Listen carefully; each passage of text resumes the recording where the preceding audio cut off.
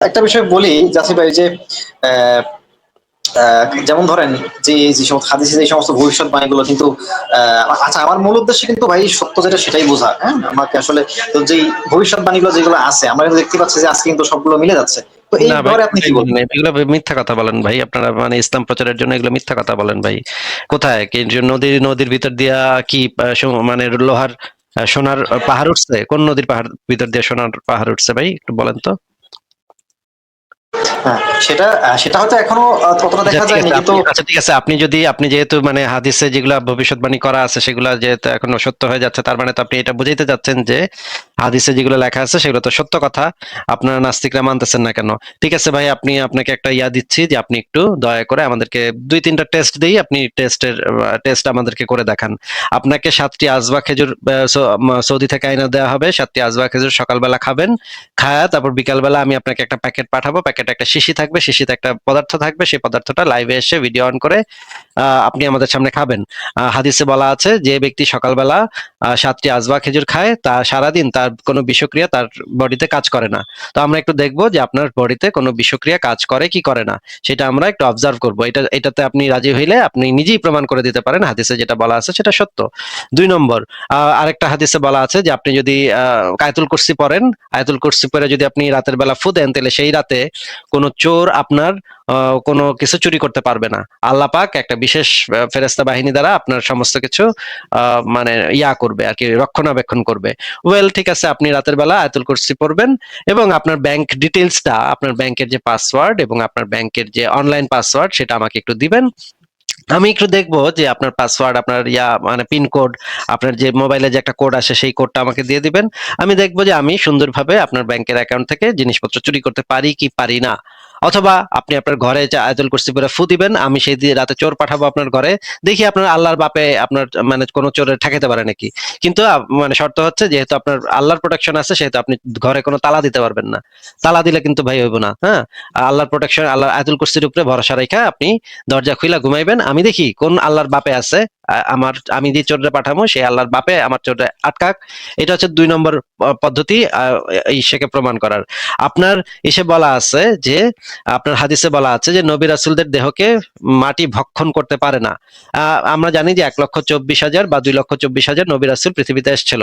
তার মানে 2,24,000 বা 1,24,000 নবী রাসূলের বডি এখনো মাটির নিচে আছে। ভাই একটা কি বাইর করে দেখাতে পারবেন আমাদেরকে? মানে মোহাম্মদের কবরটা খুঁড়ে একটু বাইর করে দেখান যে সেখানে মোহাম্মদের বডিটা এখনো অক্ষত আছে। আপনি যদি এই হাদিসগুলো আমাদেরকে প্রমাণ করতে চান, এই তিনটার ভিতর কোনটা আপনি একসেপ্ট করেন বলেন।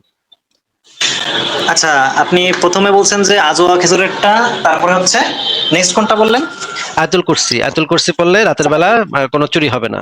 রাতের বেলা আয়াতুল কুরসি পড়ে আপনি ঘুমাইলে সেই রাতে আপনার আল্লাহ বিশেষ ফেরেশতা বাহিনী পাঠায় আপনাকে চোরের হাত থেকে রক্ষা করবে। আচ্ছা, তো এখন আচ্ছা আচ্ছা, আপনি বলতে চাচ্ছেন যে এই বিষয়গুলো যদি আমি চ্যালেঞ্জ নেই বা কোনো মুমিন চ্যালেঞ্জ নেই, তাহলে সেক্ষেত্রে আপনি ভেবে দেখবেন, তাই তো? সেক্ষেত্রে আমরা দেখবো যে হাদিসগুলো সত্য কিনা। আপনারা যেহেতু এতই হাদিস সত্য প্রমাণ করতে চাচ্ছেন, তাহলে এটা একটা করে দেখেন। একটা জিনিস আমাদেরকে, আমরা তো অনেক দিন ধরে এই চ্যালেঞ্জ দিয়ে রাখছি ভাই, কোন মুমিনের বাপের সাধ্য হয় নাই এ না এসে সব বিশ্বাস পাস করে বাইরে যায় পক পক করে বাইরে গিয়ে পক পক করে, আমার হাদিসে এটা লেখা আছে, আমার হাদিসে। কিন্তু যখনই বলি ভাই তুমি তো হাদিসে বিশ্বাস করো, তাহলে একটা পরীক্ষা দাও, এই তোমার হাদিসে তোমার ইমানের পরীক্ষা দাও, দেখি তোমার ইমান কত দূর আছে।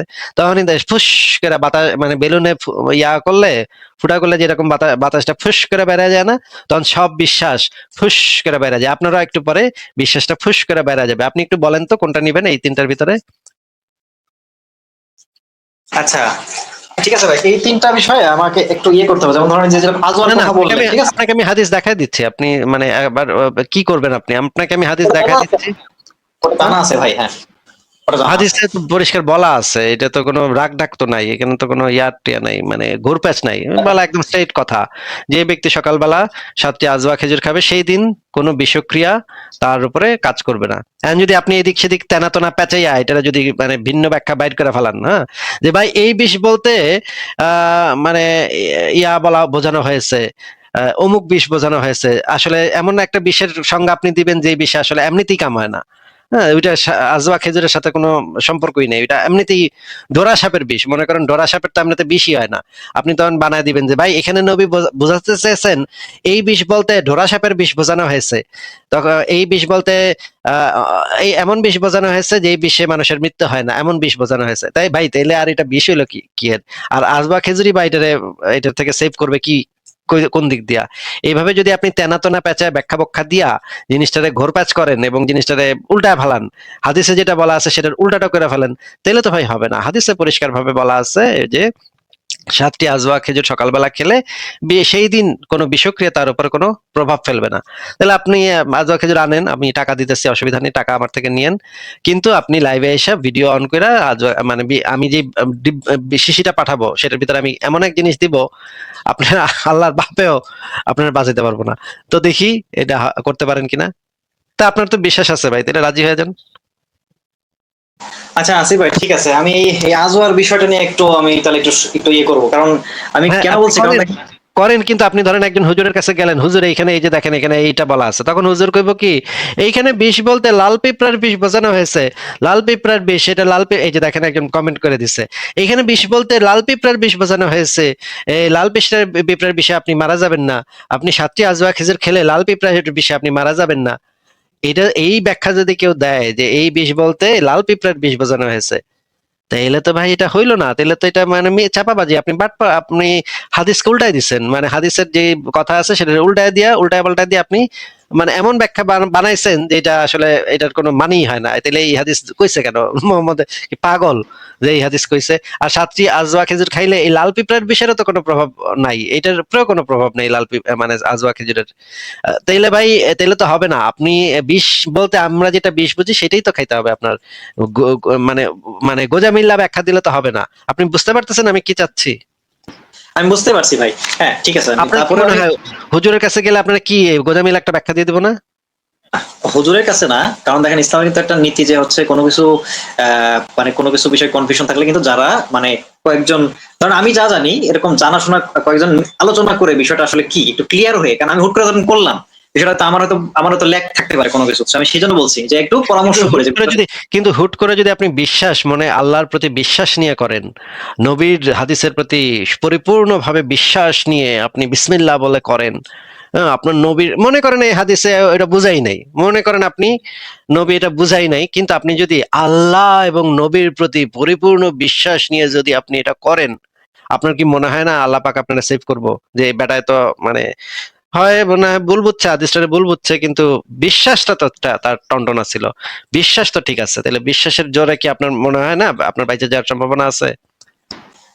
এখন আল্লাহ তাআলা তো এরকম কোনো আসলে মূলনীতি দেন নাই যে আসলে আমি ভুল বোঝার কারণে ওইটা ঠিক হয়ে যাবে, বা আমরা হয়তো ওই পর্যায়ে চলে গেছি, আল্লাহ ওলি আউলিয়াদের পর্যায়ে চলে গেছি যে আল্লাহ তাআলা সেভ করবে, আমরা তো আসলে এটাও তো একটু না দেখতে না, হবে, তাই আল্লাহ না? যেটা বলছে আপনার মনে যদি ইমানটা থাকে, আপনার মনে যদি মানে সেই ইমানটা থাকে আল্লাহর প্রতি ইমান, নবীর প্রতি বিশ্বাস, আল্লাহর প্রতি বিশ্বাসটা যদি আপনার টনটনা থাকে, তাহলে তো আপনি মইরা গিয়েও তো জান্নাতে চলে যাবেন। মানে আল্লাহ তো সবচেয়ে বেশি দেখে তো এই ইমানটা, আপনি যাচাই করতে গেছেন কিনা, এইটা এখানে দ্বারা কি বোঝানো হয়েছে, এইটা দ্বারা কি বোঝানো হয়েছে, এইটার থেকে অনেক এইটার কোনো গুরুত্বই নাই। আপনি ইসলামের কনসেপ্ট হচ্ছে আপনি শুনবেন এবং মানবেন, শুনবেন এবং মানবেন, আবার যাচাই করতে যাইবেন না ভাই। আপনি শুনবেন যে আল্লাহ নবী কইছে আপনি মানবেন, আপনি শুনবেন যে আল্লাহ কইছে এটা মানবেন না। মুমিন ব্যক্তি হচ্ছে নাকে দড়ি বাঁধা উটের মতো, তাকে যেখানেই বেঁধে রাখা হয় সেখানেই সে বসে থাকে।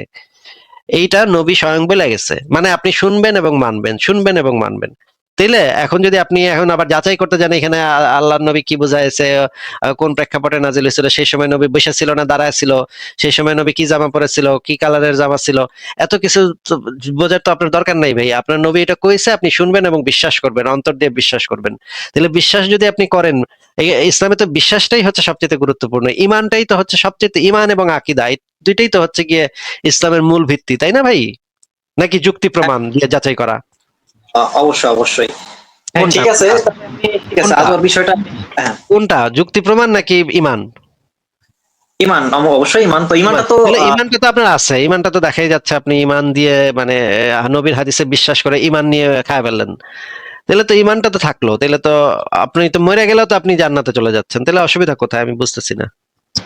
না, আমার এখানে এটা হচ্ছে যে আমি বলছি যে যেহেতু হাদিসে বলা আছে যে এটা খেলে কোনো বিষ টিস কোনো ইয়ে ক্রিয়া করবে না, কিন্তু তারপরেও আমি জাস্ট একটু বিষয়টা একটু, আপনি যেহেতু বলছেন মনে যে মনে একটু সন্দেহ সন্দেহ লাগতেছে নাকি? নবী তো কইছে, কিন্তু নবী তো মরে গেছে। নবী তো নিজেই মরছে বিষ খায়া। আমি এখন খাই কেমনে? নবী বাড়ায় তো নিজেই মরছে বিষ খায় কোথায় কোথায়। আমি এখন খাই কেমনে? আপনার মনে একটু সন্দেহ এসে গেছে নাকি? আপনার ইমানটা এত পোক্ত না নাকি, এটা বলতে চাচ্ছেন? সন্দেহ না, সন্দেহ না। আমি মানে আপনার মনে হইতেছে কি না কি হয় না না হয় কি বাইরে বাইরে ভাই, আসিফ মহিউদ্দিন কি শিশি পাঠায়, এটার ভিতরে কি না কি আছে, ওইটা খামু না? ওরে বাইরে ভাই, ডর লাগে ভাই। আপনার মনে একটু ডর ডর ডর ডর লাগতেছে নাকি? নবীর হাদিস থাকার পরেও, নবীর সরাসরি হাদিস থাকা, সহি হাদিস থাকার পরেও, বুখারী মুসলিমের হাদিস থাকার পরেও আপনার মনে একটু ডর ডর লাগতেছে নাকি? আমার কোনো ডর ডর না, বিষয়টা হচ্ছে যে আমি জাস্ট বিষয়টা না থাকলে আমার অসুবিধা কি? আর এর থেকে বেশি জানার দরকার কি ভাই? আপনার আপনার যাচাই করতে যাবেন কেন? যদি আপনি আচ্ছা একদম কনফার্ম হন আপনার নবীর মুখের থেকে বাইরেছে, তো সত্য কথা। নবীর মুখের থেকে বাইরেছে, নবী বলে গেছে এটা, সে কিন্তু নিজে থেকে কোনো কথা বলে না। আল্লাহ তাকে যেটা বলে সেটাই সে শুধুমাত্র বলে। এটা নবীর হাদিসে বলা আছে, আমি আপনাকে সেই হাদিসে বের করে দেখাইবো। নবী নিজের থেকে বানায় বানায় কিছু বলে না। আল্লাহ যেটা তাকে বলায় সেটাই সে বলে শুধুমাত্র, তাইলে এই কথাটা তো আল্লাহরই কথা। আপনি আল্লাহর কথা মানে নিয়ে আবার যাচাই করতে যাবেন হুজুরের কাছে, মানে এ হুজুর ভাই আপনি তো জানেন ভাই, আপনি আমাদের কন্ত এখানে হুজুর এখানে কি বোঝানো হয়েছে? ভাই, আল্লাহ যেখানে পরিষ্কার ভাবে বলে দিচ্ছে, সেখানে আপনি কেন আবার আরেকজন থার্ড পার্টির কাছ থেকে জানতে যাবেন? আচ্ছা, আমি জাস্ট যেটা বলছি যে না, এখন এই হাদিস যেটা বর্ণনা করা হয়েছে যে এখন আর একটা জিনিস কি আরবিতে কিভাবে বুঝাইছে, প্লাস হচ্ছে যে আমি জাস্ট একটু ক্লিয়ার হওয়া। এখন ধরুন আমি হুট করে করে ফেললাম, ঠিক আছে, হয়তো আমার একটা আমার আমার কোনো ভুল টুল থাকতে পারলো, সেক্ষেত্রে আমি জাস্ট এটা ডাউট দিচ্ছি, তাছাড়া কিছু না আসলে। তাছাড়া মানে আপনি তো এই হাদিসের ব্যাপারে তো কনফার্ম যে এটা তো হাদিসে যেটা নবী বলছে সেটা তো সত্য নাকি? যদি এটা অবশ্যই সহি রাসূল সাল্লাল্লাহু আলাইহি ওয়াসাল্লাম থেকে আসে, তাহলে তো অবশ্যই সত্য হবে। সত্য হবে। যদি আপনি হাদিসটা কি আপনি হাদিসটা যারা তাহকিক করছে, হাদিস যারা তাহকিক করছে তারাও তো বলছে যে এই হাদিসটা একটা সহিহ হাদিস, তাই না? হুম হুম হুম হুম, এবং যারা অবশ্যই অনুবাদ করছে তারা তো বাংলাদেশের শ্রেষ্ঠ আলেম ওলামারা এই হাদিসগুলোর অনুবাদ করে, তাই না? অবশ্যই। এখন আপনি যার কাছ থেকে জানতে যাবেন যে ভাই এই হাদিসে কি বোঝানো হয়েছে, তাহলে আমি তো বুঝলাম না যে তারা আপনাকে তো মানে কি বোঝাবে, এই জিনিসটা আমি বুঝতেছি না ভাই। আমাদেরকে একটু বুঝাবেন যে আপনি কি বুঝতে যাবেন, কারণ এই হাদিসটা যারা অনুবাদ করছে তারা সর্বশ্রেষ্ঠ আলেম বাংলাদেশের। আরবি ভাষার উপরে তাদের দক্ষতা প্রশ্নাতীত। হ্যাঁ, আর যদি আপনি এলাকার একটা টঙের দোকানের লোকের গিয়ে জিজ্ঞেস করেন এই হাদিসটা সম্পর্কে, তার থেকে তো এই হাদিস যে অনুবাদ করছে সে তো আরবি, ভালো আরবি জানে। আচ্ছা, আমরা এই হাদিসটা একটু দেখি এবং এই হাদিসটার যে একটা ভিডিও দেখি, আমরা একটু একজন আলেমের বক্তব্য শুনি এখান থেকে। একটু আপনি একটু দেখেন, আমরা দেখি আলেমরা কি বলে এই বিষয়ে। যারা আলেমরা তো ভালো জানে, তাই না? আলেমদের থেকে তো আর আমরা ভালো জানি না। যারা হচ্ছে গিয়ে প্রতিষ্ঠিত ইসলামিক আলেম তারা এই বিষয়ে কি বলে সেটা আমরা একটু দেখে দেখে নিই। এটা কি নাস্তিকরা বানায় বলতেছে নাকি সত্য সত্য, শুনি আমরা। হ্যাঁ, শুনেন। আল্লাহ রাসূল সাল্লাল্লাহু আলাইহি ওয়াসাল্লাম সুস্বাস্থ্যের জন্য আহ, আজওয়া ডেট, যেটা আজওয়া খাবার, আজওয়া আল মাদিনা, মদিনার যে আজওয়া খেজুর, এটা খেতে বলেছেন। এবং সহিহ বুখারীর বর্ণনায় এসেছে কেউ যদি প্রতিদিন সকালবেলা 7টি আজওয়া খেজুর খায়, ওই দিন কোনো বিষ বা সাপের কামড় কিংবা কোনো জাদু বান এগুলো তাকে কখনো ক্ষতি করবে না, যদি আজওয়া খেজুর খাওয়ার অভ্যেস থাকে। আমরা অতি সম্প্রতি একটা ভিডিও দেখেছি, ইরানের একজন স্কলার, তিনি প্রতিদিন অনেক বছর ধরে আজওয়া খেজুর খাওয়ার অভ্যেস ছিল, এবং তিনি একটি ডিবেটের মাঝখানে তিনি বলেছেন আমি এত বছর ধরে আজওয়া খেজুর খাই এবং আমার বিশ্বাস আমি বিষ খেলে আমাকে এটা ক্ষতি করতে পারবে না। তখন সে সবার সামনে বিষ পান করেছিল, এবং আল্লাহর মেহেরবানি, আল্লাহর কি কুদরত যে এখনো পর্যন্ত ওই ব্যক্তি সুস্থ আছে। তাই আমরা হেলদি ডায়েট হিসেবে আজওয়া খেজুর খেতে পারি, যেটা যে কোনো ধরনের রোগ বালাই থেকে আমাদেরকে হেফাজত করবে। আপনাদেরকে দিব সেটা হলো আজওয়া খেজুর খাওয়া। সহিহ বুখারী হাদিস নম্বর 5445, রাসূল সাল্লাল্লাহু আলাইহি ওয়াসাল্লাম বলেন, যেই ব্যক্তি প্রতিদিন সকালবেলা 7টি আজওয়া খেজুর খাবে, সেই ব্যক্তির শরীরে সাম্মুন ওয়ালা সিহরুন, ওই ব্যক্তির শরীরে কোনো বিষ ক্রিয়া কাজ করবে না, আর কোনো জাদুও কাজ করবে না। আপনাকে হত্যার জন্য কোনো শত্রু যদি আপনার বিরুদ্ধে জাদু করে, আপনি নিয়মিত আজওয়া খেজুর খান। মদিনার উৎকৃষ্ট মানের খেজুর বাংলাদেশে খুব কম পাওয়া যায়, যারা হাজিরা হজ করতে যান তারা অনেকে কিনে নিয়ে আসেন।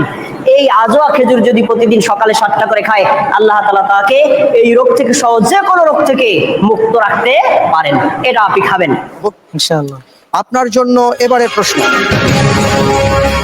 প্রতিদিন সকালে কয়টি আজোয়া খেজুর খালি পেটে খেলে সেদিন তাকে কোনো বিষ বা জাদু ক্ষতি করতে পারবে না বলে হাদিসে বর্ণিত রয়েছে? ক 1টি, খ 3টি, গ 7টি, ঘ 10টি।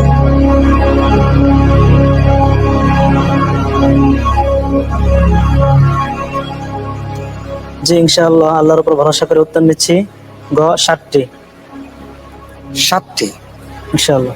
লক করে দেওয়া হোক গ 7টি। আমি দেখতে পাচ্ছি যে আপনি যে উত্তরটি দিয়েছেন 7টি খেজুর বা গ, আপনার উত্তরটি সঠিক হয়েছে। আলহামদুলিল্লাহ।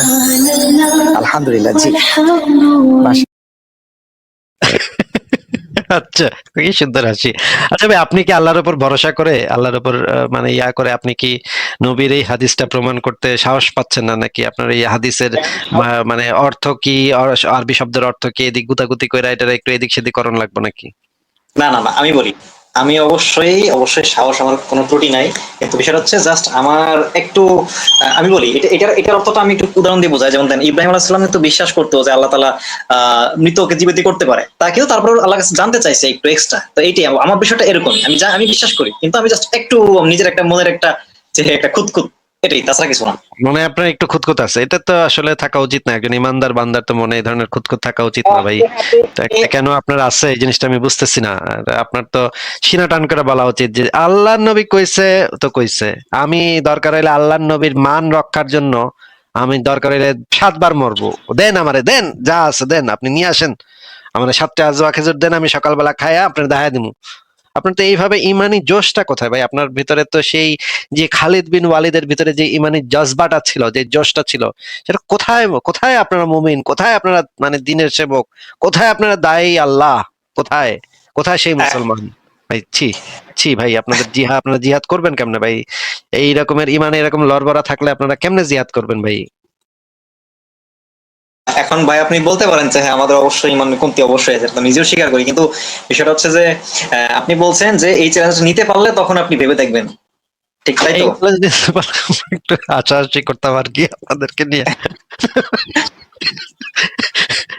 দেখতাম এক মোমেন্ট কত কত কত কত করে ইয়া হয়ে যাচ্ছে, তখন আমরা একটা হাসাহাসি করতাম, কি ব্যাককল, কি বেকুবের বেকুব, আজবা কেজের খায়া, তারপরে সে বিষ খায়, টাসকি খায় গেছে, মানে অক্কা পায়ে গেছে, হ্যাঁ পটল তুলছে, আমরা একটা পান করতাম ভাই। আপনার কি মনে হয় আমরা এগুলা আপনাদের এই সমস্ত হাদিস হাদিস আমরা সিরিয়াসলি নেই? আমরা সিরিয়াসলি নেই না ভাই, আমরা হাসাহাসি করি এগুলো নিয়ে।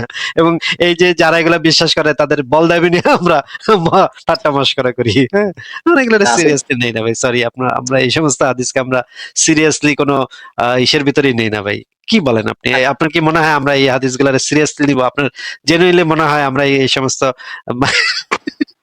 জিনিস নিয়ে আমরা সিরিয়াসলি মনে করি যে আপনি বাইচা থাকবেন এবং আমারে বলবেন, তখন আমি চিন্তা করে দেখবো যে হাদিসটা নবী সঠিক বলেছেন, আমি ভুল বলেছে? আপনার সিরিয়াসলি এটা মনে হয়? আপনারা তো ভাই ফান করি এগুলো নিয়ে। আচ্ছা আসিফ ভাই, ঠিক আছে, আমি আপনার সব বুঝছি, কিন্তু আমি জাস্ট আপনি এটা টেস্ট করার জন্য। হ্যাঁ হ্যাঁ, আপনি টেস্ট করেন, আপনি কবে টেস্ট করবেন বলেন, জানান, আমরা টেস্ট করে দেখবো লাইভ লাইভ করে, হ্যাঁ, ভিডিও অন করে। হ্যাঁ, আসিফ ভাই আমি বলছি দেখেন, আচ্ছা আর ধরলাম যে আমাদের ইমানের কমতি, ঠিক আছে, ধরেন কথার কথা, আমরা যদি মানুষ ছাড়া আমরা অন্য কোনো প্রাণী দ্বারা এই আদেশটা টেস্ট করে, ধরেন বিড়াল হোক বা কুকুর হোক, না, তাকে আমরা বেড়াল বেড়াল কুকুর হইলে তো হবে না ভাই। বেড়াল কুকুর হইলে তো জিনিসটা আপনার, বেড়াল কুকুরের তো আর ইমান নাই ভাই। বেড়াল কুকুর তা হুদাই একটা বেড়াল কুকুরের আমি মারতে যাব কেন ভাই? আমার কোনো ইচ্ছা নেই কোনো কুকুর বেড়ালের উপরে আপনার এই ধর্মীয় অন্ধবিশ্বাসের কারণে একটা বেড়াল কুকুরের জীবন আমি হুমকির ভিতরে ফেলবো। নো ওয়ে ভাই, কিছুতেই না। আপনার জীবন আপনি যদি হুমকির ভিতরে ফেলতে চান, আপনি তো খুশি থাকবেন যে আপনি তো জান্নাতে চলে যাবেন। আপনি কি আপনারটা করতে পারেন? আপনি প্রমাণ দিতে চান, আপনি প্রমাণ দেন। বিড়াল কুকুরের জীবন আপনি হুমকির ভিতরে ফেলবেন কেন? তারাও একটা তাদের একটা জীবন আছে, তারাও একটা প্রাণ। আমি কখনোই চাই না একটা কুকুর বা বিড়াল আপনার অন্ধবিশ্বাসের কারণে মারা পড়ুক। আমি কেন এটা করতে যাব? পাগল নাকি ভাই আপনি? আচ্ছা ঠিক আছে, আপনি যেহেতু এটা এত মানে ইয়াই করতেছেন, এত পারতেছেনই না, তাহলে একটা কবরের থেকে একটা নবীর লাশ বাইর করে, টাইনা বাইর করে দেখান, নবীর কবরটাই খুঁড়তে খুঁড়তে দেন আমাদেরকে, আমরা কুইরা দেখি এর ভিতরে নবীর লাশ এখনো অক্ষত আছে নাকি। এটা করতে দিবেন ভাই? কোন একটা নবীর কি করতে দিবেন? হ্যাঁ আসিফ ভাই, আমি বলি এখন এটা তো রাসূল সাল্লাল্লাহু আলাইহি ওয়াসাল্লামের কবর খোঁড়ার তো আসলে কোনো অনুমতি আমাদেরকে এভাবে দেওয়া হয় নাই। না না, আমি কিন্তু আগের ওই যে আজওয়া খেজুরটা কিন্তু অনুমতি মানে আমরা তো সারা বিশ্বের কাছে প্রমাণ করে দিব যে আমাদের নবী মোহাম্মদ মোস্তফা উনি যে যা বলে গেছেন সেটা তো সত্য কথা। সারা পৃথিবীর ভাই একটা মানে কি একটা আলোড়ন পড়ে যেত, আপনি একটু চিন্তা করে দেখছেন? বিবিসি সিএনএন কি দৌড়াদৌড়িটাই না করতো এটা নিয়ে। হ্যাঁ, নবীর বডি এখনো অক্ষত, কেমনে আছে এতগুলা 1450 বছর ধরে নবীর বডি মাটিতে খাইতে পারেনি। ভাই এইটা তো বিজ্ঞানীরা তো মনে করেন দৌড়ে আইসা হজে চলে যেত, তাই না? সারা পৃথিবীর কাছে প্রমাণ হয়ে যেত যে ইসলাম একটা সত্য ধর্ম। ভাই এইটা এর থেকে ভালো প্রমাণ তো আমি মনে করি না আর কিছু হইতে পারে। আহ আপনি আপনার সৌদি আপনি আপনি মানে সৌদি সরকারকে রাজি করান যে এটা সারা পৃথিবীর কাছে প্রমাণ করে দাও। ভাই সবাই তো জান্নাতে চলে যেত, তখন সবাই ইসলাম কবুল করতো, জান্নাতে চলে যেত, সবাই মিলেমিশে আমরা জান্নাতে যাইতাম, অসুবিধা কি ভাই? এটা করতেছেন না কেন বলেন তো? এটা তো আমাদের এই অনুমতিটা দেওয়া হলে সেটা একটা কি তো অনুমতি দেওয়া হয়নি, না, যেটা অনুমতি ক্লাসটা দেওয়া হয়নি। অনুমতি দেওয়া হয়নি কে বলছে আপনারা অনুমতি? ধরেন আপনি মনে করেন সৌদি সরকার এটা করলো, মনে করেন আপনি মাটি খুইরা বাইর করে ফেলাইলেন, কিন্তু মাটি খুইরা বাইর করে ফেলাইলে সেটা তো আল্লাহর অস্তিত্ব প্রমাণ হবে, তাতে তো কোনো প্রবলেম নাই। আহ, আহ, এখানে সমস্যাটা কোথায়? আপনারা তো মানে কত কত খারাপ কাজই করেন, মানে সুদ খান, ঘুষ খান, মদ খান, আপনারা সুয়ারও খান, অনেক কিছু আপনারা করেন। এইটা মনে করেন এটা অনুমতি নাই, তারপরে এটা করলেন, এটা তো নাও করতে বলে নাই, আপনারা মনে করেন করলেন, করলে এটা দিয়ে তো একটা বিরাট উপকার হইলো। সারা পৃথিবী এই যে জিহাদ টিহাদ আপনারা করতে চান, মানুষ কতল কইরা মানুষে ইসলামের পথে আনতে চান, এই যে আমারে কতল করতে চান, এই যে কতল কুতাকুতি তরবারি নিয়ে লাভ ঝাপ এগুলো তো বন্ধ হয়ে যেত ভাই, এগুলোর দরকার পড়তো না, তো একটা প্রমাণ করেন। আচ্ছা, আমি কিন্তু ওই ভাই আজওয়া খেজুরটা কিন্তু এখন রিজেক্ট করি নাই। আমি জাস্ট বলছি যে হয়তো আচ্ছা, আমার ওইটা করেন, ঠিক আছে ঠিক আছে। এই যে এটা কি বলবেন, এটা বলেন যে এই যে আপনি যে এই যে আমাদেরকে যে হত্যা করতে চান, আমরা যে না ধর্ম ত্যাগ করি তখন যে আমাদেরকে জবাই করার চেষ্টা করেন আপনারা, তা এই যে এইটা তো এত জবাই টবাই তো বন্ধ হয়ে যেত না ভাই? কি বলেন আপনি? এর একটা যদি প্রমাণ দিতে পারতেন, একটা অবজেক্টিভ একটা প্রমাণ দিতে পারতেন, তাহলে এই জবাই টবাই করার দরকার পড়তো না। এতগুলা যে মানুষ আপনারা জবাই করছেন, আপনারা খুন করছেন, শতাব্দীর পর শতাব্দী ধরে মানুষ হত্যা করে যাচ্ছেন, আক্রমণাত্মক জিহাদ করে যাচ্ছেন, কাফেরদের মা বেটিকে ধর্ষণ করে যাচ্ছেন, এইগুলো তো ভাই সবই বন্ধ হয়ে যেত, সব সারা পৃথিবীর বেশিরভাগ মানুষ এই জিনিস দেখলে মুসলমান হয়ে যেত, তাই না? হ্যাঁ, হ্যাঁ, তবে ভাই যে বিষয়টা যদি আমাদের জন্য ওইভাবে করে শরিয়ার দিক থেকে মানে ইয়ে থাকতো, তো অবশ্যই, কিন্তু ওরকম তো আপনি তো ওরা প্রমাণ করতে করতে চাচ্ছেন ভাই রে, আপনি আমার লাইভে আসছেন কেন? প্রমাণ এটাই তো প্রমাণ করতে চাচ্ছেন, এটাই তো আপনার প্রমাণ করার জন্য তো আপনি এতক্ষণ ধরে আমার সাথে ইয়া করতেছেন, তাই না? তো কথাবার্তা বলতেছেন, এটার কারণটা কি? তো আপনাকে প্রমাণ করা এটাই। তাহলে আপনারা ইসলামের দিন সবার কাছে প্রমাণ করার চেষ্টা করতেছেন না এদিক সেদিক করে। এখন ভাই এই বাইরে আপনি ইসলাম আসেন, ইসলাম আসেন, এই সমস্ত ফালতু কথা না বইলা একটা ভালো প্রমাণ দেন। ভাই আসেন আসেন, ইসলামে আসেন, ইসলামে আসেন, ইসলাম ভালো ভালো ভালো, আমার নবী ভালো ভালো ভালো, এই সমস্ত ফালতু কথাবার্তা না বলে একটা প্রমাণ নিয়ে, এটা তো একটা ভ্যালিড প্রমাণ হইতো। আপনার কাছে কি মনে হয় না এটা একটা ভ্যালিড প্রমাণ হইতো? অবশ্যই অবশ্যই ভাই। আচ্ছা, আরেকটা এরকমই একটা সিমিলার একটা কথা বলি, যেমন ওই যে যদি আপনি হয়তো বলবেন যে প্রমাণ দেন, আচ্ছা আমি তারপরে বলি, এটা আসলে একজন না অনেকের, আমি অনেক লোকের মুমিন ভাইদের কাছে শুনেছি যে আসলে হয়তো একজন অতি আল্লাহ পরহেজগার লোক, সে মারা যাওয়ার অনেক বছর পরে তার কবর খুঁড়ে দেখা গেল তার লাশ অক্ষত পাওয়া গেছে। হ্যাঁ, আমি এটা ঠিক, আমি আসলে পরীক্ষা করে দেখেন, পারবো না। পরীক্ষা করে দেখেন, পরীক্ষা করে দেখেন এরকম যে পাওয়া গেছে। হ্যাঁ হ্যাঁ, এটাই বললাম, তো এই মুহূর্তে হয়তো আমি বলতে পারছি না, কিন্তু আমি এটা একজন না, আমি অনেকের কাছে শুনেছি যে এরকমটা তার ভাই লাশ অক্ষত। ভারতে হয় এরকমের ঘটনা, ভারতে ঘটে এরকমের ঘটনা, পৃথিবীর বিভিন্ন দেশে ঘটে। যদি সেই জায়গাটাতে যেখানে তাকে কবর দেওয়া হয়েছে সেখানে যদি পর্যাপ্ত পানি এবং পর্যাপ্ত বাতাস না থাকে, যেই ব্যাকটেরিয়াগুলো এই জিনিসগুলাকে মানে ইয়া করে, সেইখানের মাটির কিছু উপকরণ লাগে, সেই উপকরণগুলো যদি না থাকে মাটিতে, তখন দেখা যায় সেটা দীর্ঘদিন ধরে অক্ষত থাকতে পারে কিছু কিছু ক্ষেত্রে। মাটির কোয়ালিটির উপরে অনেকখানি নির্ভর করে, এবং সেই মাটিতে যেই পানি আছে সেই পানির কোয়ালিটির উপর নির্ভর করে অনেক কিছু। সেটার বিভিন্ন ক্ষেত্রে এটা দ্রুত হয়, বিভিন্ন ক্ষেত্রে এটা ধীরে ধীরে হয়, কিন্তু পৌঁছবে, এটা এই বিষয়টা কনফার্ম। কিন্তু এই ঘটনা তো শুধুমাত্র এমন না যে শুধুমাত্র মুসলমানের ক্ষেত্রে, তাহলে তো মুসলমানের লাশ শুধুমাত্র এরকম হওয়ার কথা, কিন্তু এই ধরনের ঘটনা তো পৃথিবীর বিভিন্ন দেশে বিভিন্ন সময় ঘটে। তাহলে তো মানে কাফেরদের ক্ষেত্রে এটা ঘটে কেমনে? আপনি কি বলতে চাচ্ছেন যে এটা শুধুমাত্র মুসলমানদের ক্ষেত্রেই ঘটে, অন্য কোনো ধর্মের অনুসারীদের ক্ষেত্রে এটা ঘটে না? তাহলে আপনি আমাদেরকে একটু সায়েন্টিফিক ডেটা দেখান, যেখানে আমরা সেই জিনিসগুলো দেখলে বুঝতে পারবো যে এই ধরনের ঘটনা শুধু মুসলমানের ক্ষেত্রে, মুসলমানের লাশের ক্ষেত্রে ঘটে, অন্য কারো ক্ষেত্রে ঘটে না। একটু দেখান ভাই। আচ্ছা, হ্যাঁ, এটা আসলে এই মুহূর্তে অবশ্য সায়েন্টিফিক ডেটা দেখাতে পারছি না, এটা ঠিক আচ্ছা, বলেছেন। আপনি কিন্তু একটু তাহলে আপনি একটু মানে চ্যাট জিপিটি করতে পারেন? আপনি তো ডেস্কটপে আছেন নাকি ফোনে? এই মুহূর্তে ফোনে আছি ভাই। আচ্ছা, তাহলে আপনি একটু চ্যাট জিপিটিতে জিজ্ঞেস করবেন এই কোশ্চেনটা জিজ্ঞেস করে বলবেন, আমি আমাকে কিছু ডেটা দাও যে এটা শুধুমাত্র মুসলমানদের ক্ষেত্রে ঘটে, অন্য কোনো ধর্মের মানুষের ক্ষেত্রে ঘটে না। এটা যদি আপনি পান তাহলে আজকে আবার 1 ঘন্টা পরে আমার সাথে যুক্ত হয় সেটা দেখাইবেন, ঠিক আছে? আচ্ছা, আপনি কি বলেছেন যে অন্যদের ক্ষেত্রে হয় কিনা অন্য ধর্মের? আপনি প্রথমে জিজ্ঞেস করবেন যে প্রথমে একটা কমান্ড দিবেন যে কোন সব ধরনের ধর্মীয় বায়াস থেকে বের হয়ে এই প্রশ্নের উত্তর দিবে, কোন ধরনের শুধুমাত্র যুক্তি এবং প্রমাণের উপর ভিত্তি করে এই প্রশ্নের উত্তর দিবে। এইটা প্রথমে লিখে নিবেন। কারণ হচ্ছে যে এই জিনিসটা করে চ্যাট জিপিটি যেটা করে, আমি আপনাকে এই যে প্রাইভেট চ্যাটে লিখে দিচ্ছি এই কমান্ডটা দিলে আচ্ছা,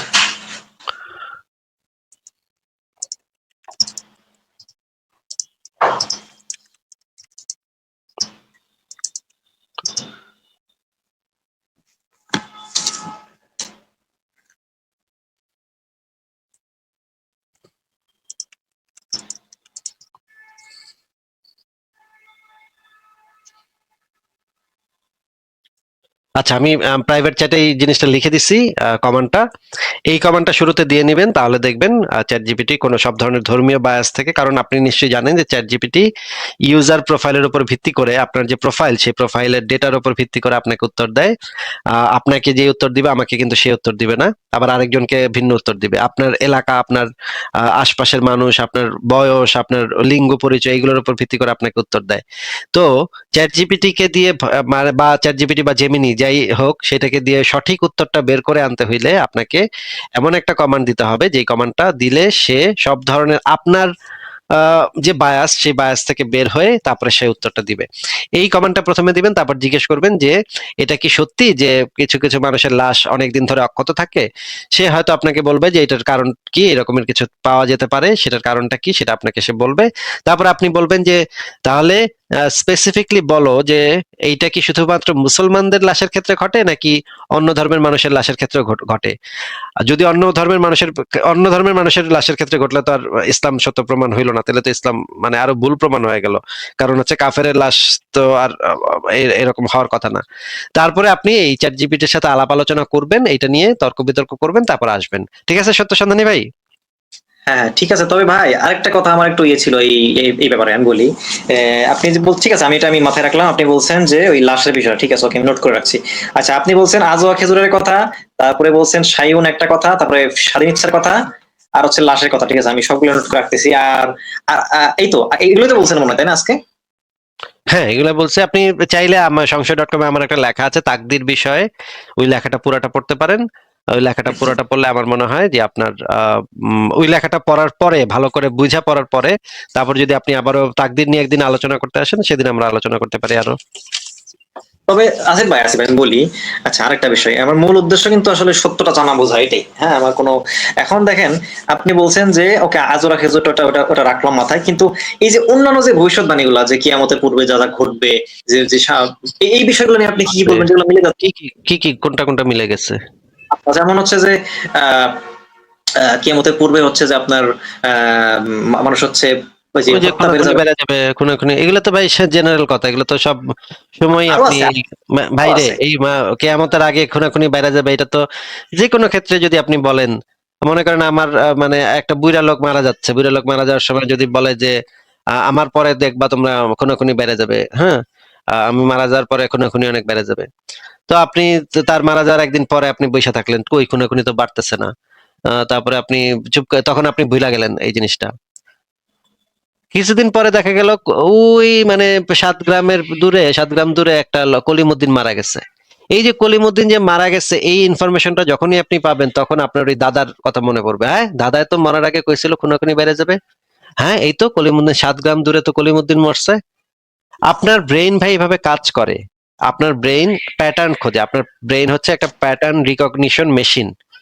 আপনার ব্রেইন সবসময় যেই ইনফরমেশনটাকে আপনি সত্য বলে মনে করতে চান, আপনার ভিতর যে কগনিটিভ বায়াস আছে, আপনার ছোটবেলা থেকে আপনাকে যে ধর্মটা শিক্ষা দেওয়া হয়েছে, আপনি সবসময় আপনার মস্তিষ্ক সবসময় সেটাকে সত্য প্রমাণ করতে চায়, এবং সত্য যদি আপনার কাছে প্রমাণ হয়, তখন আপনার এক ধরনের ভালো লাগার ফিলিংস হয়। আর যদি আপনার ধর্মটা মিথ্যা প্রমাণ হয়, তাহলে আপনার বিশ্বাসটা যদি মিথ্যা প্রমাণ হয়, তাহলে আপনার একটা খারাপ লাগার অনুভূতি হয়। আপনার ব্রেইন সবসময় চায় আপনাকে সেই ভালো লাগার অনুভূতিটা দেয়াইতে। এই কারণে যখনই আপনি শুনবেন যে হ্যাঁ ইউক্রেনে তো অনেক মানুষ মারা গেছে, তখন আপনার নবীর হাদিসটা মনে পাবে, নবী তো কইছিল যে হ্যাঁ তাই তো, ঠিকই তো, হ্যাঁ মানে 1450 বছর আগে কইছিল খুনাখুনি বেড়ে যাবে, এই যে দেখছো খুনাখুনি বেড়ে যাচ্ছে। ভাই দ্বিতীয় বিশ্বযুদ্ধ হয়ে গেল, তার মতো খুনাখুনি তো আর হয় নাই। দ্বিতীয় বিশ্বযুদ্ধের থেকে তো এখন খুনাখুনি অনেক কম হচ্ছে। বর্তমান সময়ে তো দ্বিতীয় বিশ্বযুদ্ধের সময় যে পরিমাণে মানুষ মারা গেছে তার থেকে অনেক কম হয়েছে। কই মানুষ তো কেয়ামত তো হইলো না, দ্বিতীয় বিশ্বযুদ্ধ হয়েছে তাও তো ভাই 60 বছর হয়ে গেছে, 60-70 বছর হয়ে গেছে। কই এখনো তো কেয়ামত হইলো না ভাই। আর আপনার নবী যেই ভবিষ্যৎবাণী করছিল কেয়ামত সম্পর্কে, প্রত্যেকটা তো ভুল হইছে ভাই। আপনার নবী কি বলছিল ভাই? আপনার নবী, আপনি জানেন না যে আপনার নবী বলছিল যে মক্কা মদিনায় কখনো প্লেগ, ছোঁয়াচে রোগ এগুলো ঢুকতে পারবে না, প্লেগ ছোঁয়াচে রোগ এগুলো ঢুকতে পারবে না, এটা আপনার নবী বলছিল, মনে জানেন আপনি? হ্যাঁ হ্যাঁ জানি। মদিনায় কি মানে ইসের সময়, করোনা ভাইরাসের সময় মদিনায় কি বন্ধ করে দিছিল? উম, মদিনায় তো ছিল, মদিনায়ও ছিল বলি তো জানি। আচ্ছা, মদিনা তো মানে লকডাউন করছিল। আচ্ছা আমরা একটু দেখি তো ভাই এই যে নবীর এই ভবিষ্যৎবাণী। ভাই খুনাখুনি বেড়ে যাবে, ধর্ষণ বেড়ে যাবে, মেয়েদের কাপড় চোপড় কম পড়বে, এগুলো তো ভাই খুব জেনারেলাইজড কথা। এগুলো তো যে যে কোনো সময় মানুষ এই জিনিসটা বলতে পারে যে আমি 2 বছর পরে, আপনি সবসময় দেখবেন আগের থেকে একটু পরিবর্তন হয়ে গেছে এই জিনিসগুলা। আর শুধু যদি এগুলো না, একটু একটু দেখেন, যদি আমরা প্রিসাইজলি না বুঝতে পারি যে কি ভবিষ্যৎবাণী জিনিসটা, এগুলো তো ভেগ কথাবার্তা, এগুলোর তো কোনো অর্থ নাই যে খুনাখুনি বেড়ে যাবে, রাহাজানি বেড়ে যাবে, চুরি ডাকাতি বেড়ে যাবে, এটা একসময় বাড়বে, আবার একসময় কমবে, আবার একসময় বাড়বে। বাড়বে যখন তখন আপনি কবেন ওই নবী কইছিল, নবী কইছিল। আবার যখন কমবে তখন কবেন তখন চুপ করে থাকবেন। আবার যখন বাড়বে তখন আবার কবেন ওই যে যে নবী নবী নবী নবী নবী নবী নবী কইছিল, নবী কইছিল। ভাই আমি তো আপনাকে বললাম যে খুনাখুনি বাইরে যাবে, এটা তো দ্বিতীয় বিশ্বযুদ্ধে যে পরিমাণ মানুষ ক্ষয়ক্ষতি হয়েছে পৃথিবীর, এইরকম তো এখন তো তার থেকে অনেক কম ক্ষয়ক্ষতি হচ্ছে। এখন তো যুদ্ধ পরিস্থিতি নাই, এখন তো খুনাখুনি মারামারি, মানুষের জীবন না, সেটা তো অনেক কম হচ্ছে। মানুষের সংখ্যা এখন বাড়তেছে, এখন প্রায় 8 বিলিয়ন মানুষ পৃথিবীতে, মানুষের সংখ্যা এখন ক্রমশ বেড়ে যাচ্ছে। সেটা দ্বিতীয় বিশ্বযুদ্ধের সময় পরিস্থিতি ভিন্ন ছিল, তখন খুনাখুনি অনেক বেশি ছিল। আচ্ছা ঠিক আছে, ওইটা আমরা বাদ দিলাম, আপনি এটা একটু দেখেন যে এখানে কি লেখা, হাদিসটা একটু পড়েন তো ভাই। আচ্ছা আচ্ছা, দাঁড়ান দাঁড়ান। মদিনা নগরীতে প্রবেশ করতে পারবে না, হ্যাঁ এটা আমি জানি, মাসিদ দাজ্জাল আর না মহামারী। হ্যাঁ আচ্ছা ঠিক আছে, আমরা একটু দেখি যে মদিনা লকডাউন হয়েছিল নাকি। আচ্ছা আরেকটা হাদিস দেখি, বুখারী শরীফ ইসলামিক ফাউন্ডেশন 6965, প্লেগ মদিনার ধারে কাছে আসতে পারবে না। এবার আমরা এটার ব্যাখ্যা পড়ি সহিহ মুসলিম থেকে। মহামারী ও দজ্জালের প্রবেশ হইতে মদিনা সংরক্ষিত নাকি ভাই? মহামারী ও দজ্জাল থেকে তো মদিনা সংরক্ষিত নাকি? জি জি। আচ্ছা ঠিক আছে, আমরা একটু দেখি, আরো দেখি। এবার আমরা দেখি যে বুখারী শরীফের 2467 নম্বর হাদিস, এটা একটু পড়েন তো, এখানে কি লেখা। আহ একবার আমি মদিনায় আসলাম, সেখানে তখন মহামারী দেখা দিয়েছিল, এটা এখানে লেখা আছে ভাই। হ্যাঁ এখানে ওমরের পাশে বসা ছিল, ওমরের কাছে বসা ছিলাম নাকি, এটা লেখা। হ্যাঁ আচ্ছা ওমরকে এই ব্যক্তিটা কি বললো? হে আমিরুল মুমিনিন বললো ওমরকে নাকি? হ্যাঁ তাহলে ওমরকে যদি আমিরুল মুমিনিন বলে, তার মানে তো এই সময়কালটা হচ্ছে ওমরের খেলাফত আমলে নাকি? হ্যাঁ তাই তো। তার মানে হচ্ছে কি মোহাম্মদ ততদিনে মারা গেছে নাকি? হ্যাঁ তাহলে মোহাম্মদ যে বলছিল মদিনায় মক্কা প্রবেশ, মহামারী প্রবেশ করবে না, ওমরের আমলেই তো দেখা যাচ্ছে মদিনায় মহামারী প্রবেশ করছে ভাই। আচ্ছা একটু একটু, এটা কত নম্বর হাদিস দান ভাই? 2467 নাকি ভাই? হ্যাঁ। আচ্ছা ঠিক আছে, হ্যাঁ ওকে ডান। কি ডান? আমি তো বুঝলাম না, আপনি কি ডান করলেন? আমি নোট করে রাখলাম আর কি, যে আপনি এটা ক্লিয়ার করার জন্য আমি নোট করে রাখলাম আর কি।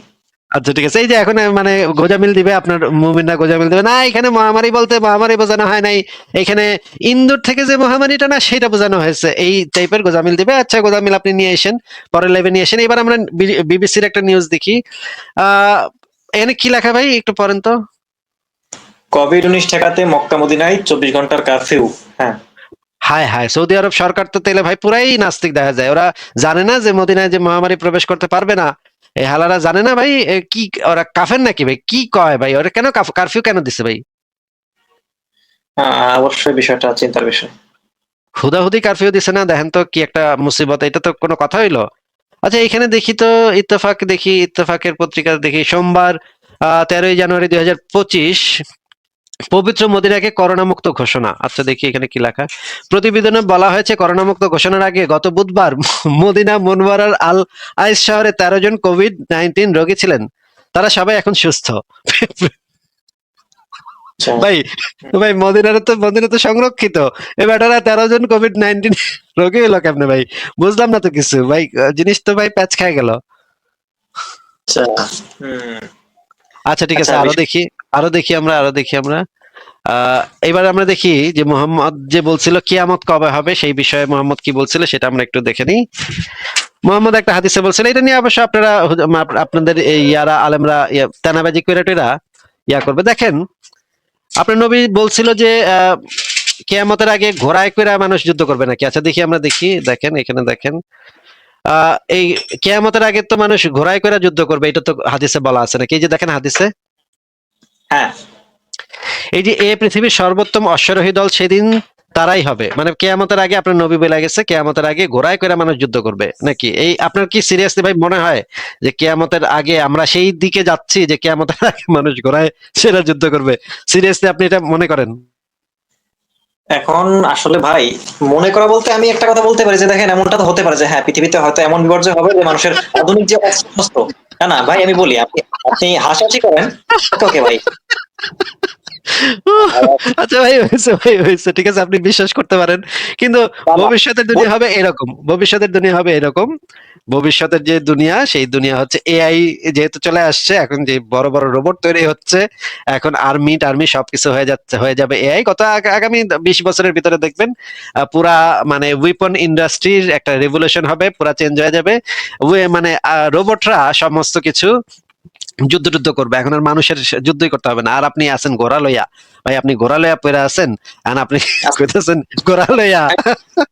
একটু ভাই ভাই আচ্ছা বলেন এই দেখ, আমি যেটা বলছি না ভাই, আপনি একটু বোঝেন, আমি যেটা বললাম যে এমন হ্যাঁ অবশ্যই এআই বলেন বা এই টেকনোলজি ডেভেলপ করবে, ওকে, বাট আমি যেটা মিন করতেছি যে এমনটা তো যে এখন মানে যুদ্ধ বিগ্রহ হতে হতে এমনটা পর্যায়ে হয়ে যেতে পারে যে হ্যাঁ পৃথিবীতে আসলে যে টেকনোলজি যে অ্যাডভান্স টেকনোলজি এগুলো হয়তো সব ডিস্ট্রয় হয়ে যাওয়ার পরে হয়তো মানুষ যে সে আগের যে টেকনিক সেটা হয়তো ফিরে যাবে, আমি এই সেন্সে বলছি আর কি ভাই, এটা হতে পারে না? হ্যাঁ এটা হয়তো পারে। তাহলে পারে কিনা? আচ্ছা ঠিক আছে, আপনি বিশ্বাস করেন এগুলো, ঠিক আছে, অসুবিধা নেই। তো আমরা হতে পরে পারে। দেখি যে আমরা পরে দেখি যে এটা এই হাদিসে যে জিনিসটা বলা আছে যে ঘোড়া নিয়ে আর কি যুদ্ধ করবে। মোহাম্মদ তো ঘোড়া পর্যন্ত জানতো, এটাও তো ভাই হতে পারে যে মোহাম্মদ তো যেহেতু জানতো যে ঘোড়ায় করে মানুষ যুদ্ধ করতে যায়, মোহাম্মদ ভাবছে যে ভবিষ্যতে বোধহয় কেয়ামতের আগে বোধহয়। আচ্ছা এই ঘোড়ায় চড়া যুদ্ধ করার দিন তো বহু আগে শেষ হয়ে গেছে, কেয়ামত তো এখনো হইলো না, তাই না? তার মানে আপনি বলতে যাচ্ছেন ভবিষ্যতে এক সময় আসবে, সবকিছু টেকনোলজি ধ্বংস হয়ে যাবে, তখন গিয়া কেয়ামত হবে। তাইলে তো ভাই মানে ওই টাইম না আসা পর্যন্ত আমাদের কোনো টেনশন নাই, আমরা তো কেয়ামত মুক্ত। আচ্ছা ঠিক আছে, এবার এই হাদিসটা একটু পড়ি, এখানে একটু দেখেন তো কি বলা, পড়েন তো।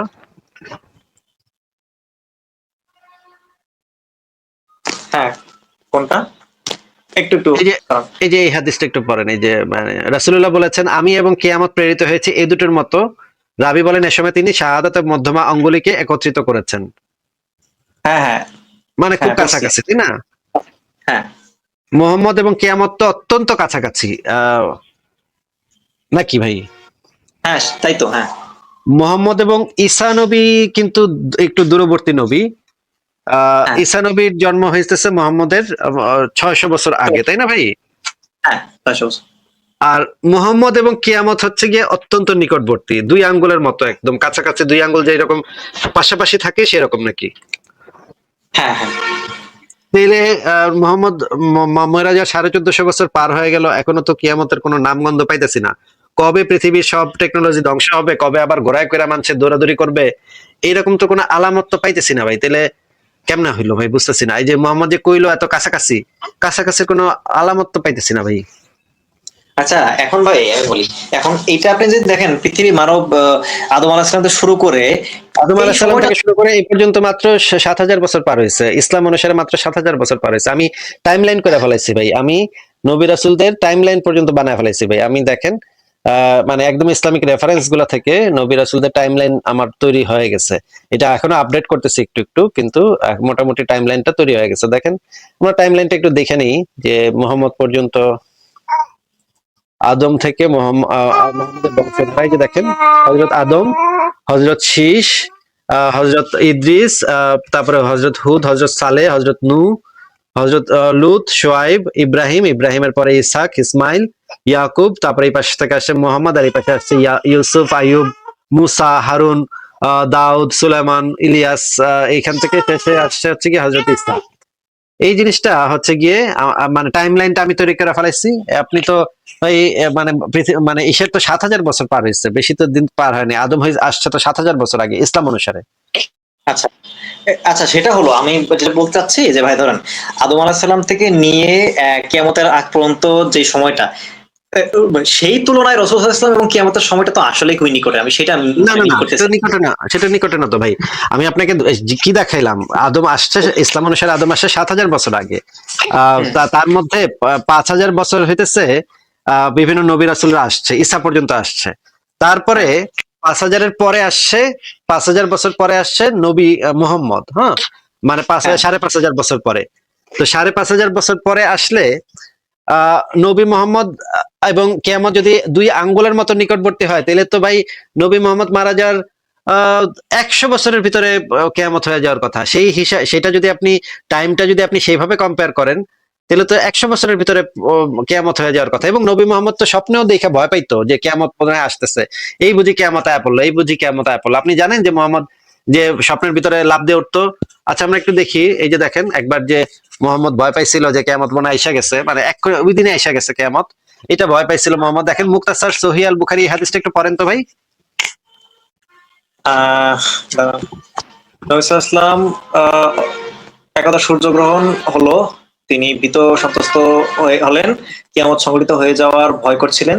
আচ্ছা, তারপরে এত লম্বা কিয়াম রুকু সিজদা করলেন, আচ্ছা আমি দেখিনি। আচ্ছা হ্যাঁ, মানে মানে মানে বুঝলাম না ভাই, সূর্যগ্রহণ হইতেছে এটা দেখে মোহাম্মদ ডরাই গেছিল নাকি, এটা বলতে চাচ্ছেন? হ্যাঁ, সে এটা একটা আশঙ্কা করেছিল আর কি, যে ভয় পেয়েছিল আর এমন কি। ধরন ডরাইছে যে মানে কিয়ামত হয়ে যাচ্ছে নাকি? আহ, আসার কি আসতে পারে না, কি ভয়টা কি মনে আসতে পারে না? ভাই আমার তো ভয় আসে না ভাই, আমার সূর্যগ্রহণ দেখলে আমি আবারও একটা মানে গ্লাস আছে, সেই গ্লাসটা দিয়ে আমি সূর্যগ্রহণটাকে দেখছি ছোটবেলায় একবার। বড় সূর্যগ্রহণ হয়েছিল, বাংলাদেশে ছিলাম তখন, আমাদের এলাকার সবাই মিলে আমরা দেখছিলাম একসাথে। ওই এটা একটা মানে এক্সরে করে না, এক্সরে যে ইয়াটা আছে বোর্ড, এই যে কাগজটা দেয় যেটার ভিতরে এক্সরে থাকে, সেইটা হ্যাঁ, চোখে লাগাইয়া আমরা সবাই মিলে দেখছিলাম সূর্যগ্রহণ। তো ভাই আমি তো মজা পাইছি, আমি তো ভয় পাইনি। আপনি একটু বলেন তো যে মোহাম্মদ ভয় পাইছিল কেন? মোহাম্মদ রে আল্লাহ বা জিব্রাইলে কইবো না যে হে বেটা তুই ভয় পাস কে, হ্যাঁ হ্যাঁ তো দেখ বেটা, এটা তো একটা সূর্যগ্রহণ, এটা তো কিছুই না। এটা আল্লাহ বা তার মানে জিব্রাইল এটা কয়ে দিব না মোহাম্মদ রে? মোহাম্মদ এমন ডরাইছে, ওরে বাপ রে বাপ, যেই ভয়টা পাইছে মোহাম্মদ, খাইছে রে কেয়ামত বুঝে আয় পড়লো। মানে মোহাম্মদ আশঙ্কা ছিল তার জীবদ্দশাতেই কেয়ামত হয়ে যাবে, এই আশঙ্কা মোহাম্মদের ভিতরে ছিল নাকি? হ্যাঁ সে, হ্যাঁ কারণ সে তো আল্লাহ তো আর তার গায়েবের সব কথা বলে নাই যে তুমি থাকতেই কেমন চলে আসবে, এরকম তো গায়েব এক্স্যাক্টলি বলে নাই, তো সে তার ভয় থাকাটাই স্বাভাবিক, তাই না? কিন্তু মোহাম্মদ তো ভাই নিজ থেকে কোনো কথা বলে না। মোহাম্মদ তো এই যে দেখেন এই কথাটা তো মোহাম্মদ বলছে একদম পাশাপাশি, কিয়ামত এবং আমি প্রেরিত হয়েছে একদম পাশাপাশি, এটা বললো। তারপর আবার কিয়ামতের একটা ইয়া দেখে ভয় পেয়ে গেল, তার মানে বোঝা যাচ্ছে যে মোহাম্মদ এই জিনিসটা মনে করতো যে খুবই নিকটবর্তী। আচ্ছা কিয়ামত নিকটবর্তী হওয়া, এই হাদিসটা একটু পড়ে শোনান তো আমাদেরকে। উম,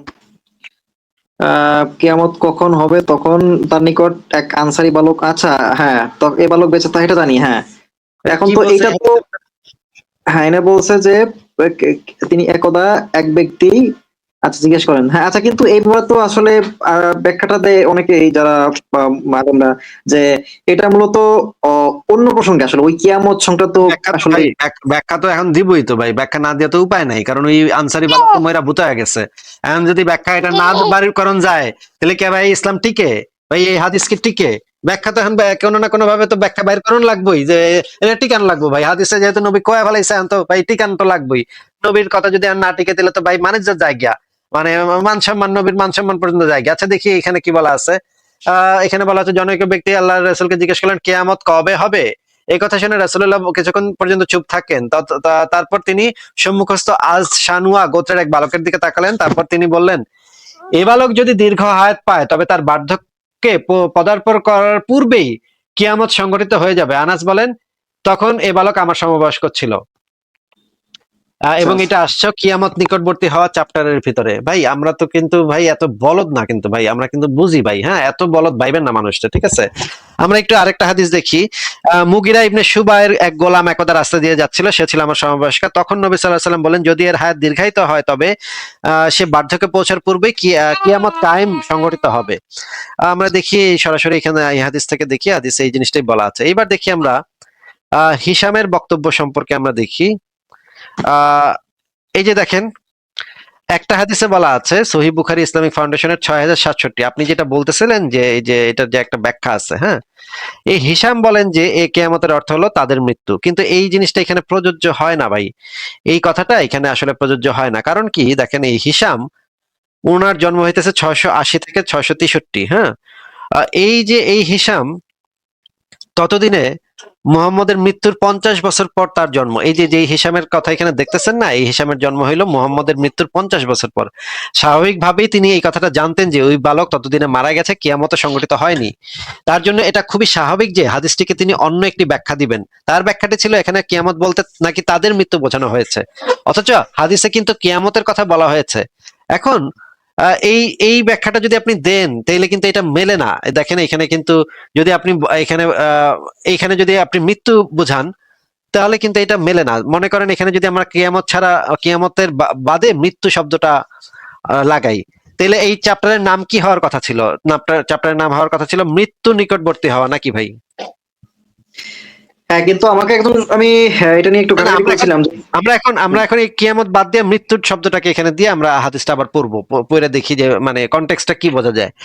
তাহলে এখন আমরা এই কিয়ামত শব্দটা ব্যবহার করবো না, আমরা মৃত্যু শব্দটা ব্যবহার করব। একদা জনৈক ব্যক্তি রাসূলুল্লাহ সাল্লাল্লাহু আলাইহি সাল্লামকে জিজ্ঞেস করলেন, মৃত্যু কবে হবে? এখানে কিয়ামত লেখা আছে, তো আমরা কিয়ামতটাকে পাল্টাই দিয়ে মৃত্যু বানাই দিলাম, নাকি ভাই সত্য সন্ধানী ভাই? এই তাহলে তো আমরা বুঝতে পারবো নাকি, যদি এখানে আসলে মৃত্যু বোঝানো হয়ে থাকে নাকি?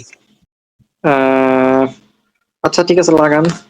আচ্ছা, এখানে জিজ্ঞেস করা হলো মৃত্যু কবে হবে। এই কথা শুনে রাসূলুল্লাহ বললেন, কিছুক্ষণ চুপ থাকলেন, অতঃপর তিনি সম্মুখস্থ আজ শানুয়া গোত্রের এক বালকের দিকে প্রতি তাকালেন। ততঃপর তিনি বললেন, এই বালক যদি দীর্ঘ হায়াত পায় তবে তার বার্ধক্যে পদার্পণ করার পূর্বেই মৃত্যু সংঘটিত হয়ে যাবে।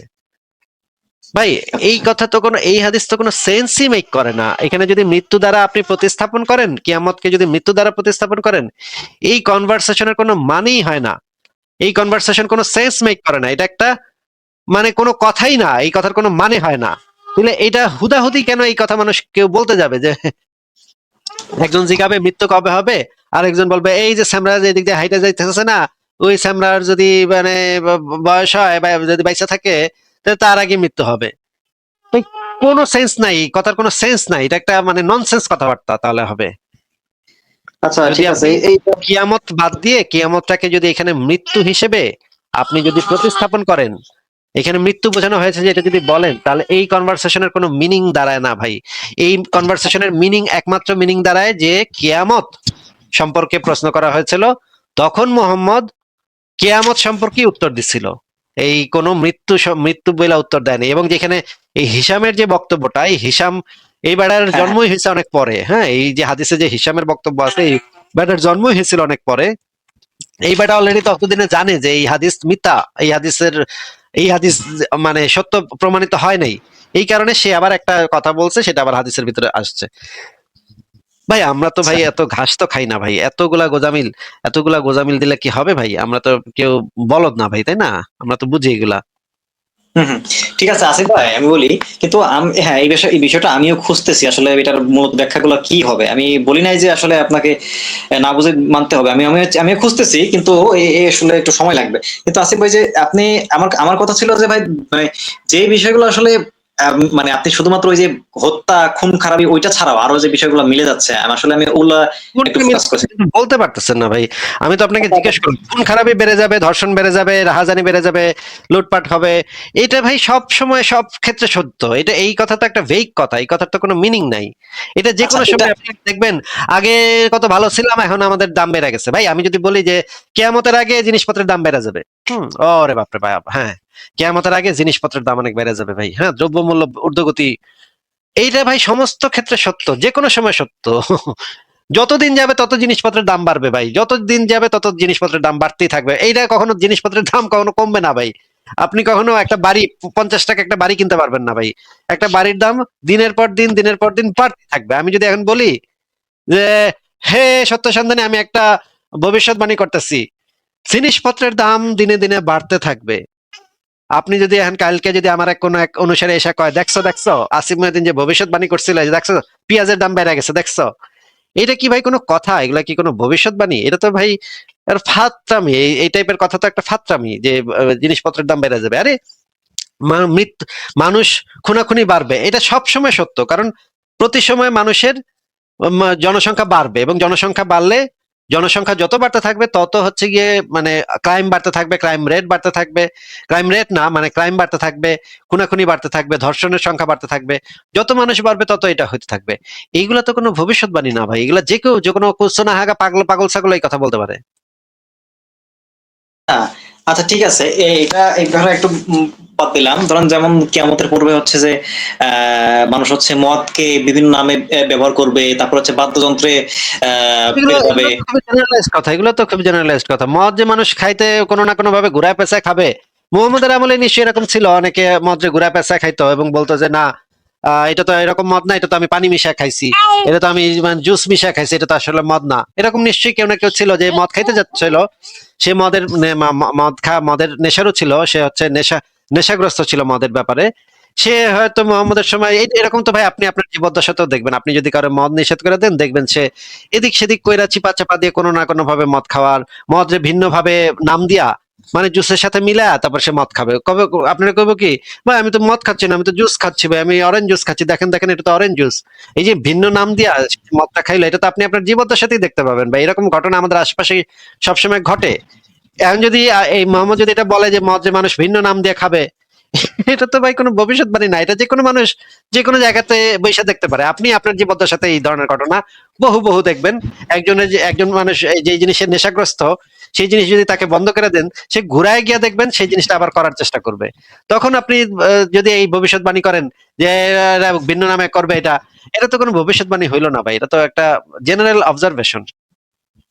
হ্যাঁ আচ্ছা ভাই, ওই আপনি খুনের বিষয়টা যদি বলি, দেখেন ভাই যে আজকে আমাদের যারা মোটামুটি যারা যে 70-80-90 বছর আগে যারা নানি দাদি যারা ছিলেন বা আপনাকে একটা জিনিস জিজ্ঞেস করছিলাম, দ্বিতীয় বিশ্বযুদ্ধের সময় বেশি মানুষ মারা যাচ্ছিল নাকি এখন মানুষ বেশি মানুষ মারা যাচ্ছে?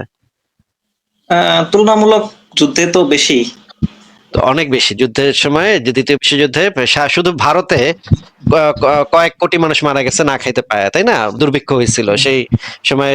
মানে কাজী নজরুল ইসলামের একটা মানে উপন্যাস ছিল মৃত্যু ক্ষুধা, সেটার উপরে সে বর্ণনা করছিল যে কিভাবে সেই সময় মানুষ, বাংলাদেশের মানুষ, বাঙালি মানুষ কিভাবে রাস্তায় রাস্তায় মারা গেছে। এই সেই সময় তো বিরাট পরিমাণে মানুষ মারা গেছে। যে চার্চিল সেই সময় ভারত থেকে প্রচুর পরিমাণে খাদ্যশস্য যুদ্ধের কথা বলে নিয়ে গেছিল, এই কারণে আমাদের এই অঞ্চলে বিরাট দুর্ভিক্ষ হয়েছিল। তো দ্বিতীয়